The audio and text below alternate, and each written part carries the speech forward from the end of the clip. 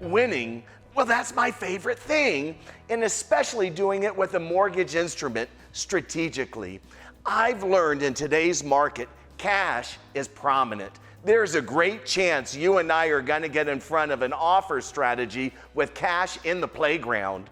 So we've designed a program to actually compete and win against that cash buyer. It's our 10-day close. Here's what I've learned. I've discovered that cash is king because it invites speed. For most of us using a mortgage instrument, it usually takes about 3 weeks to 6 weeks to close the transaction. Cash has already moved in by then. So what if?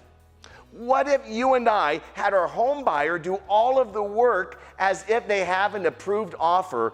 What I mean is in applying for their mortgage, pay stubs, bank statements, all the validations are done before we're actually in an accepted offer, inviting you and I to remove the loan contingency, well, right up front, just like cash did. And then cash doesn't need an appraisal.